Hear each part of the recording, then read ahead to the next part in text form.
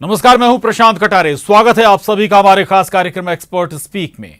और आज हम बात करेंगे मध्य प्रदेश के जाने माने कंसल्टेंट, यूरोलॉजिस्ट और kidney transplant surgeon doctor Amit Kumar Jha ji से, जो हमें यूरोलॉजी में लेजर सर्जरी की उपयोगिता से जुड़े विषय पर जानकारी देंगे। डॉक्टर अमित जी, आपका हमारे कार्यक्रम में हार्दिक स्वागत है। धन्यवाद प्रशांत जी, और न्यूज़ 18 के सभी दर्शकों को मेरा अभिनंदन और धन्यवाद। बहुत महत्वपूर्ण विषय है डॉक्टर अमित जी। यूरोलॉजी से जुड़ी बहुत सारी समस्याएं लोगों की होती हैं, थोड़ा हमें जरूर विस्तार से बताइएगा, लेजर आखिर होता क्या है और कैसे ये काम करता है। जी, तो लेज़र का अगर हम फुल फॉर्म जानेंगे तो ये light amplification by stimulated emission of radiation होता है। अब ये एक बड़ा सा टर्म है, सभी लोगों ने फिजिक्स की क्लास में 9th 10th 11th में ये चीज़ें पढ़ी हुई हैं। आजकल ये लेज़र जो है ज़्यादा से ज़्यादा इसका उपयोग मेडिकल फील्ड में नहीं, कई इंडस्ट्रीज़ में भी होता है, जहाँ ये बेसिकली एक एनर्जी सोर्स होता है। एक स्पेशल मशीन के द्वारा ये लेज़र एनर्जी प्रोड्यूस की जाती है। अब ये एनर्जी किसी भी चीज़ को ब्रेक करने में, तोड़ने में, जलाने में, किसी को डिस्ट्रॉय करने में काम में आ सकती है। जब इसको कंट्रोल्ड एनवायरनमेंट में, मेडिकल साइंस में यूज़ किया जाता है तो इसके रिजल्ट्स काफ़ी अच्छे उभर कर सामने में आते हैं। बिल्कुल ठीक बात है। कुछ और महत्वपूर्ण सवाल हैं जो जिनका आज आपसे चाहेंगे कि ज़रूर आप उत्तर दें। Laser surgery, laparoscopic surgery, shock wave और लिथोट्रिप्सी और मिनिमल इन्वेसिव सर्जरी में क्या फ़र्क होता है? जी, तो इन सब चीज़ों के बारे में, लेज़र सर्जरी के बारे में बहुत सारी भ्रांतियाँ समाज में हैं। लोग जो है इन सभी प्रकार की सर्जरीज़ को लेज़र सर्जरी ही कह देते हैं। ज़्यादातर मरीजों में यही बात उनके अंदर रहता है कि जिस भी सर्जरी में हम इंसिजन नहीं लगा रहे हैं या कट नहीं लगा रहे हैं वो लेज़र सर्जरी ही है। ऐसा बिल्कुल भी नहीं है।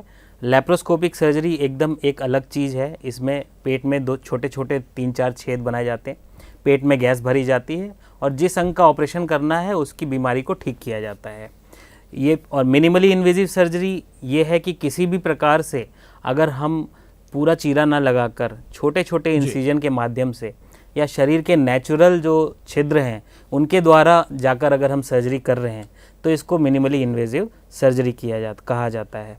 Shock wave lithotripsy stone removal की एक ऐसी प्रक्रिया है जिसमें कि एक स्पेशल मशीन के द्वारा शॉक वेव्स को स्टोन के ऊपर केंद्रित किया जाता है और केंद्रित होने के बाद वो स्टोन को ब्रेक कर देता है और ये जो ब्रोकन स्टोन है ये पेशाब के रास्ते अपने आप निकल जाते हैं। तो लेज़र का प्रयोग स्पेशली एंडोस्कोपिक सर्जरी में किया जाता है, जिसमें कि एक स्पेशल दूरबीन हमारे शरीर के अंदर डाली जाती है और उसके थ्रू सिलिकॉन के फाइबर से लेज़र को अंदर डिलीवर किया जाता है और उससे चाहे वो स्टोन हो तो उसको तोड़ा जाएगा, कोई ट्यूमर हो तो उसको जलाया जाएगा, कोई स्ट्रक्चर या नैरोइंग है तो उसको कट करके बड़ा किया जाएगा। तो इस तरह से लेज़र सर्जरी की जा सकती है और ये सारे ही प्रकार के सर्जरी है, ये अपने आप में अलग हैं। हालांकि इनकी जो एडवांटेजेस हैं, फ़ायदे हैं, ये एक जैसे ही हैं लगभग, इसीलिए मरीज़ जो है इसको लेकर कन्फ्यूज़ हो जाते हैं। बिल्कुल डॉक्टर अमित जी, अभी आप अलग अलग सर्जरी को डिस्क्राइब कर रहे थे, लेकिन एक जो वर्ड सबसे ज़्यादा जहन में आता है या फिर सुनाई देता है वो लेजर सर्जरी। थोड़ा सा लेजर सर्जरी के फायदे भी हमें बताएं। जी, तो लेज़र सर्जरी किसी भी मिनिमली इन्वेजिव सर्जरी की तरह ही पेशेंट की रिकवरी में हेल्प करता है। इसमें ज़्यादातर लेज़र सर्जरी जो है बिना इंसिजन के एंडोस्कोप के द्वारा किए जा सकते हैं। इसमें कोई टाँके वगैरह नहीं आते। पेशेंट की रिकवरी बहुत जल्दी होती है। सेम डे इवनिंग या अगले दिन पेशेंट 24 आवर्स के अंदर पेशेंट हॉस्पिटल से डिस्चार्ज हो जाता है, चाहे वो स्टोन की सर्जरी हो। प्रोस्टेट की सर्जरी में 48 आवर्स में पेशेंट हॉस्पिटल से डिस्चार्ज हो जाता है। इसके अलावा ब्लड लॉस बहुत कम हो जाता है लेज़र सर्जरी में, ये देखा गया है। और इसके अलावा ये भी फ़ायदा है कि लेज़र एक बहुत ही वर्सेटाइल एनर्जी सोर्स है।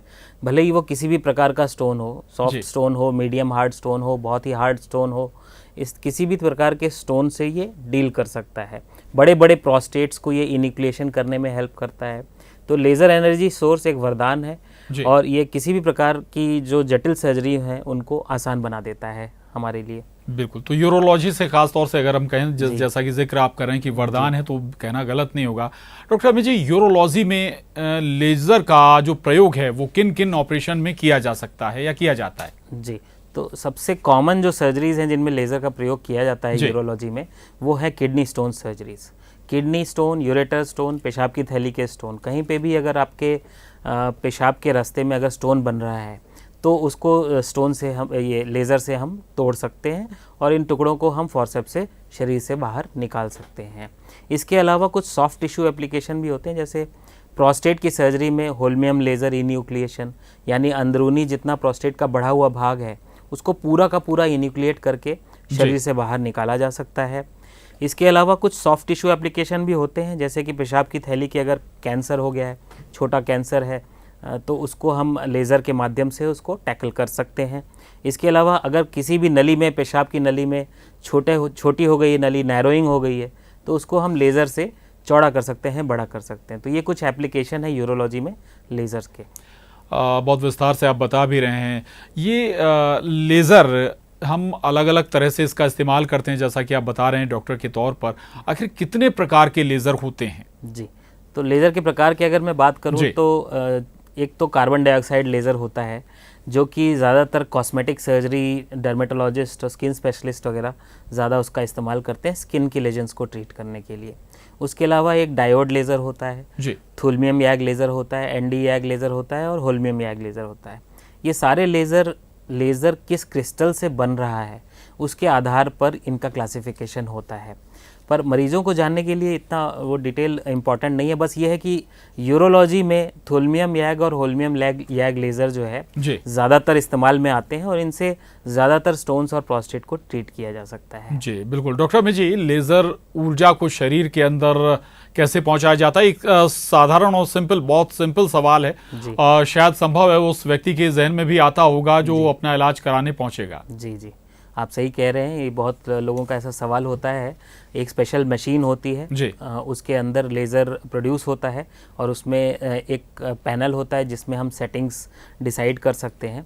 उस मशीन से एक पतली सी 200 माइक्रोन की, 500 माइक्रोन की सिलिकॉन की फाइबर अटैच होती है, जो कि हमारे एंडोस्कोप से अंदर पेशाब के रास्ते से मरीज के शरीर के अंदर पहुंच सकती है। तो ये सिलिकॉन फाइबर जो है मशीन में प्रोड्यूस होने वाली लेज़र एनर्जी को बिना उस एनर्जी को लॉस हुए उसकी टिप तक, सिलिकॉन फाइबर की टिप तक पहुंचाता है। यह टिप सर्जन जो है एंडोस्कोप के द्वारा देख सकता है और उसको स्टोन, प्रोस्टेट या ट्यूमर जो भी पेशेंट के अंदर प्रॉब्लम है उस तक उसको गाइड कर सकता है, उस तक पहुंचा सकता है और उससे फिर डील कर सकता है। जी, यूरोलॉजी से जुड़े डॉक्टर अमित जी बहुत सारे ऑपरेशंस संभव है, ज़रूर होते होंगे, आप बेहतर बताएंगे भी, लेकिन ऐसे कौन से ऑपरेशन हैं जिनमें लेज़र का उपयोग नहीं होता? जी, तो ये एक इम्पॉर्टेंट सवाल आजकल इसलिए बन गया है कि कई सारे पेशेंट एग्रीगेटर कंपनीज आजकल आ गई हैं, ऐप्स आ गई हैं जो कि कुछ ज़्यादा ही लेज़र का प्रचार करती हैं। जी, जिन ऑपरेशनों में लेज़र का कभी प्रयोग किया ही नहीं गया, मेडिकली पॉसिबल भी नहीं है, उनको लेज़र सर्जरी बताकर बड़े बड़े होर्डिंग्स लगाते हैं और एडवर्टाइज़ करते हैं। भोले वाले पेशेंट इसके पीछे फंस जाते हैं और फिर उसकी डिमांड अपने यूरोलॉजिस्ट से करने लग जाते हैं। तो मैं ये बता दूं कि जैसे हाइड्रोसील का ट्रीटमेंट है, तो उसमें कभी लेज़र का प्रयोग किया ही नहीं गया आज तक।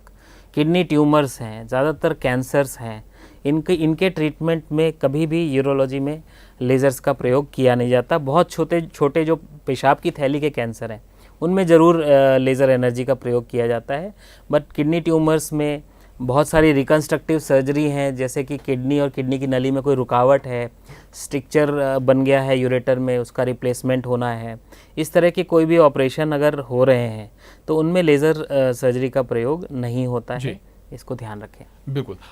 डॉक्टर अमित जी, स्टोन की सर्जरी में बिना किसी होल के सर्जरी RIRS कैसे किया जाता है? जी, तो RIRS एक विशेष ऑपरेशन है जिसमें कि एक बहुत सी पतली फ्लेक्सिबल लंबी दूरबीन जो होती है वो हमारे पेशाब के रास्ते से किडनी तक पहुंचाई जाती है।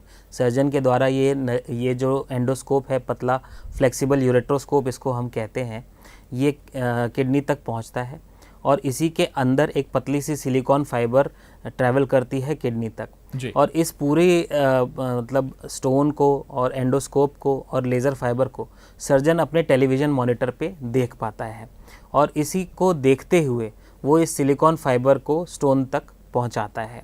उसके बाद इस सिलिकॉन फाइबर से एक लेज़र मशीन अटैच होती है जिससे ये लेज़र एनर्जी जो है स्टोन तक पहुंचती है। जिससे कि स्टोन को छोटे छोटे पार्ट्स में डिवाइड करना पॉसिबल हो पाता है। एक बार ये डिवाइड हो गए स्टोन छोटे पार्ट्स में, तो इसी एंडोस्कोप के थ्रू मतलब एक फॉर्सेप डालकर इन स्टोन्स को शरीर से बाहर भी निकाला जा सकता है, या फिर उसको एकदम बारीक बालू जैसे पाउडर में भी तब्दील किया जा सकता है। तो ये RARS सर्जरी है, इसमें शरीर में कोई चीरा नहीं लगता, ब्लड लॉस बहुत कम होता है, रिकवरी बहुत जल्दी होती है। तो आजकल ये आधुनिकतम सर्जरी है किडनी स्टोन्स के लिए।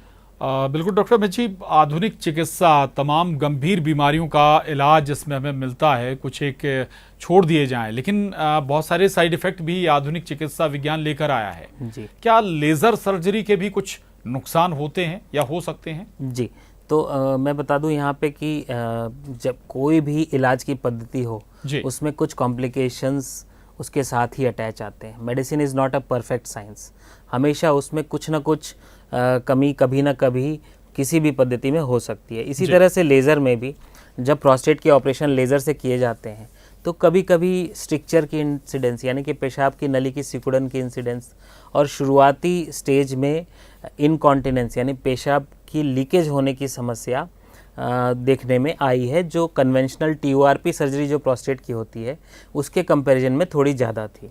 पर जैसे जैसे सर्जन्स का एक्सपीरियंस बढ़ता है तो वैसे वैसे ये इनकॉन्टिनेंस और कॉम्प्लिकेशंस के रेट बहुत कम हो जाते हैं। इसके अलावा जो है, जब अगर ये प्रॉब्लम्स कभी होती भी हैं इनकॉन्टिनेंस वगैरह की, तो ये ज़्यादातर टेम्पररी होती हैं, इजीली ट्रीटेबल होती हैं और महीने 2 महीने में ये वापस ठीक हो जाते हैं। बिल्कुल। अमित जी, किडनी स्टोन के पेशेंट को सही ऑपरेशन का चुनाव कैसे करना चाहिए और किस प्रकार की लेज़र सर्जरी करनी चाहिए? जी, तो किडनी स्टोन्स को जो है इलाज की दृष्टि से अगर देखा जाए तो उसको 3 या 4 भागों में हम डिवाइड कर सकते हैं। एक तो होते हैं बहुत ही छोटे स्टोन, 4, 5, 6 mm तक के स्टोन, यानी 10 mm से कम साइज़ के जो स्टोन हैं और किडनी में साइड में पड़े हुए हैं, पेशाब के रास्ते को अवरोधित नहीं कर रहे हैं, उनको सेफली आप ऑब्जर्व भी कर सकते हैं। अगर कोई सिम्टम्स ज़्यादा नहीं है तो उनको डाइट और कुछ मेडिसिन से ट्रीट किया जा सकता है। 10 से 20 mm के जो स्टोन हैं उनमें आप शॉकवेव लिथोट्रिप्सी या RARS सर्जरी का चुनाव कर सकते हैं।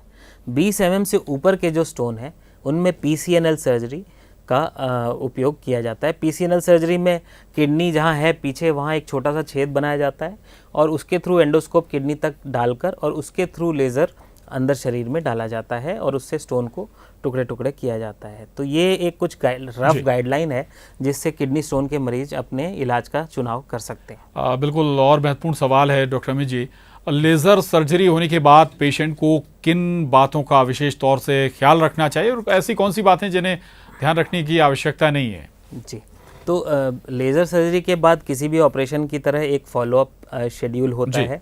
आपको यूजुअली आपके यूरोलॉजिस्ट जो है 2 हफ्ते बाद स्टेंट निकलवाने के लिए बुलाते हैं। उस समय आपको डाइट से जुड़ी सारी चीज़ें समझाते हैं। जिन मरीजों का किडनी स्टोन का ऑपरेशन लेज़र से हुआ है उनको पानी अधिक पीना, नमक कम लेना, नींबू, मौसमी, संतरे का रस अधिक लेना, इस तरह के साइट्रेट वाली चीज़ें ज़्यादा लेने की सलाह दी जाती है। जिनको बार बार स्टोन हुआ होता है उनका एक मेटाबॉलिक यूरिन एनालिसिस किया जाता है। तो ये सारी चीज़ें करने की वजह सिर्फ ये होती है कि स्टोन दोबारा कैसे ना बने, हमें उससे हमें मतलब प्रिवेंशन के क्या तरीके हो सकते हैं, ये सारी चीज़ें यूरोलॉजिस्ट अपने पेशेंट से डिस्कस करते हैं। इमीडिएटली डिस्चार्ज होने के बाद कोई भी बहुत ज़्यादा स्ट्रेनुअस एक्टिविटी, रिगरस एक्सरसाइज ये नहीं करना होता है। तो ये कुछ बातें होती जो लेज़र सर्जरी के बाद ध्यान रखना चाहिए। बिल्कुल बिल्कुल। अभी जिक्र आप कर भी रहे थे कि दोबारा ना बने स्टोन। जी। तो डॉक्टर अमित जी, बहुत से लोगों का ये कहना होता है कि लेज़र सर्जरी के बाद स्टोन दोबारा हो जाता है। जी, इस बारे में क्या कहना चाहेंगे आप? वाकई ये सही है? जी, तो ये एक बहुत इम्पॉर्टेंट सवाल है। बहुत सारे लोग इस डर से सिर्फ लेज़र सर्जरी नहीं कराते कि उसके बाद स्टोन तो दोबारा बन जाता है, ऐसी बातें सबको पता है। तो ऐसा नहीं है। स्टोन का कोई भी ऑपरेशन आप करा लें, लेज़र हो या बिना लेज़र का हो, एक बार किसी इंसान को स्टोन बना है तो अगले 10 साल में लगभग 50% लोगों को स्टोन बनने की संभावना रहती है। ये बीमारी की अपनी फितरत है, ये कोई लेज़र सर्जरी से जुड़ी हुई चीज़ नहीं है। तो अगर इस चीज़ को हमें कम करना है तो प्रॉपर डाइट, प्रॉपर प्रिकॉशंस, आपके डॉक्टर अपने चार्ट देते हैं। हर बार गर्मी के मौसम में एक सिरप आपको देते हैं जो आपको पीना होता है।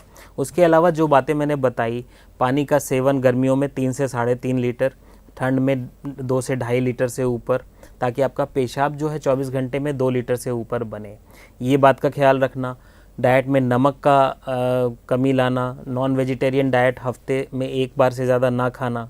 इन चीज़ों का अगर आप ध्यान रखेंगे, साइट्रेट वाली चीज़ें ज़्यादा लेना, नींबू, मौसमी, संतरे इत्यादि, दही और प्रोबायोटिक और फाइबर वाली चीज़ें ज़्यादा लेंगे, तो ये सारी चीज़ें अगर आप ध्यान रखेंगे तो आपका जो है दोबारा स्टोन बनने के चांस 5% से भी कम रह जाते हैं। तो ऐसा कहना बिल्कुल गलत है कि लेज़र सर्जरी करने से ही स्टोन दोबारा बन जाते हैं। स्टोन जिनको बनते हैं उनको दोबारा बनने के चांस, ये तो स्टडीज़ में पुरातन ज़माने से आया हुआ है कि स्टोन दोबारा बनने के चांसेस रहते हैं, और इसको इफ़ेक्टिव प्रिकॉशन से काफ़ी कम किया जा सकता है।